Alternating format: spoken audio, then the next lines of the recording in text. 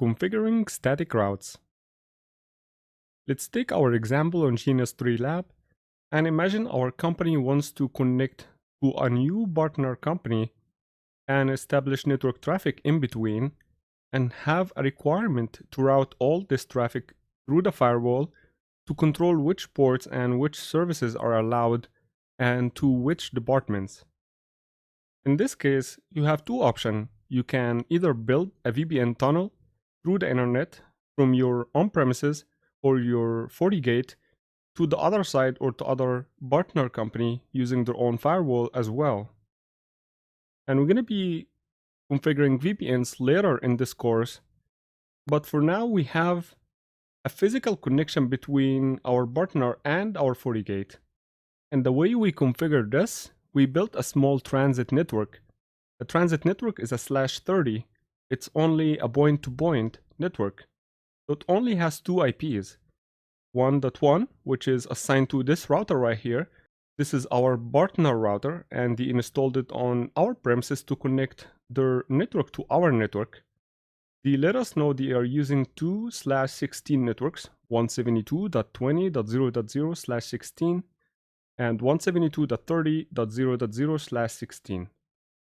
In this case, everything looks good except our FortiGate here does not know anything about these two networks, even though our router is connected through the switch to the FortiGate through this transit network with a VLAN tag 777.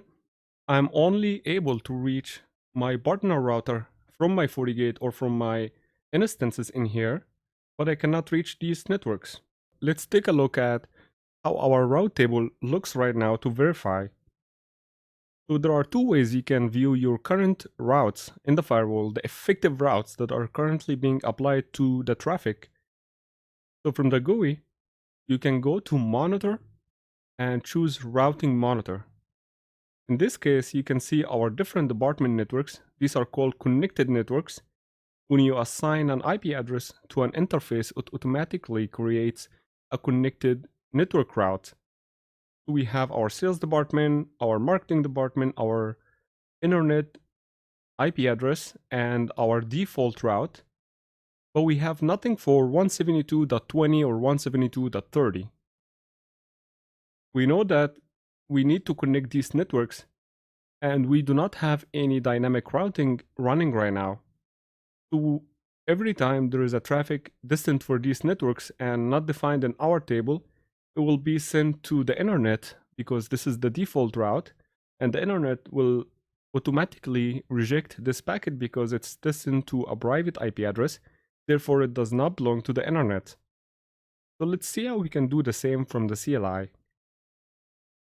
Double click on your FortiGate, and once you are inside the firewall, put the command get router info routing table all, and this will show you the same, something similar to show IP route on a Cisco router.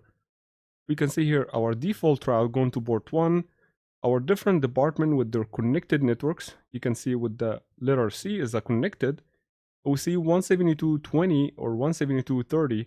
Our partner networks are not defined in here. So if I try to bring one of the networks that belong to my partner, such as 172.20.0.1, I'm getting a timeout and I cannot reach this network because I don't have a route for it. Let's start by adding one route on the FortiGate through the GUI and one route through the CLI to see the difference. So I want you to go to Network, Static Routes, and let's create a new route in here. And first, let's address our first destination network on the partner, which is going to be 172.20.0.0/16. This network asks you for a gateway address. Let's take a look at our topology and try to understand how we can reach this network behind this partner network.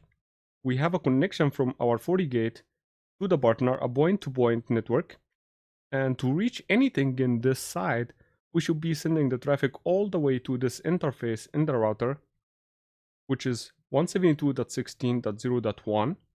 And this way the router has routes for these internal network in their side, and therefore can talk back to me from these networks. Our gateway address will be 172.16.0.1.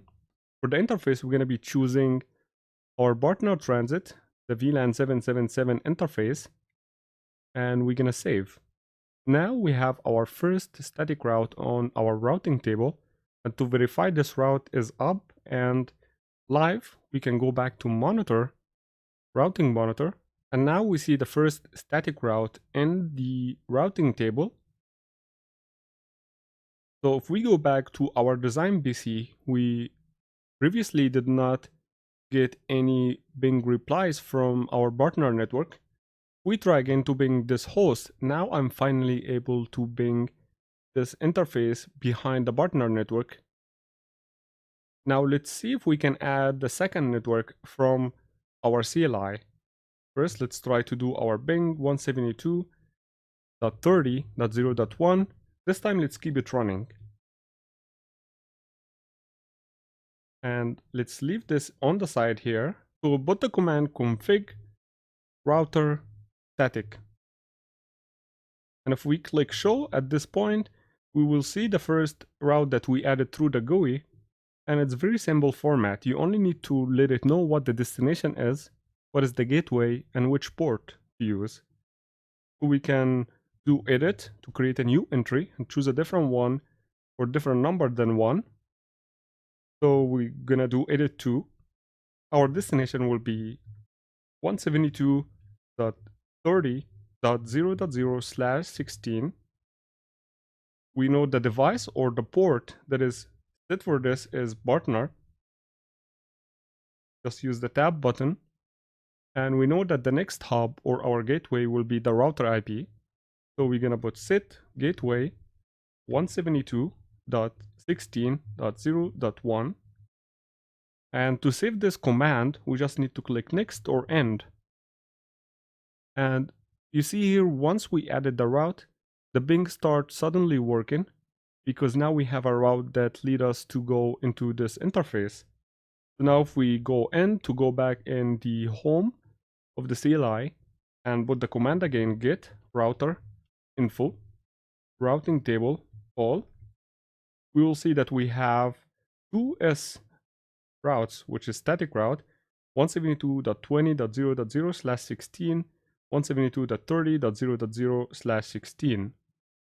Now, what if we do it the other way around? Are we gonna get connectivity?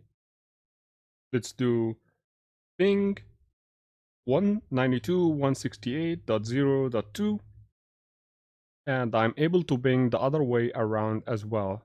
So now we are accomplished our goal to build static routes on the firewall using the FortiGate GUI and the FortiGate CLI.